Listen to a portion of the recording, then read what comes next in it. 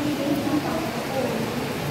Kaya minsan may mga panalangin na hindi binibigay. Meron naman may mga panalangin na sabi sa dalita. Minsan naman may panalangin na sabi ka, o minsan hindi. Pag sinabi ng word ng kita, hindi ko nasasabihin. Kasi ngayon na, parang maulit-ulit mo na lang ginagawa. Kaya, kahit na anong magsisisi na, kaya parang naano na ako.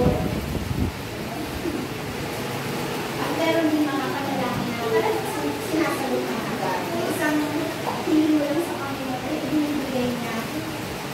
Kasi kaya niya ibinibigay dahil kalooban niya yung sinusunod din yung kalooban niya at talagang mula kang mabago.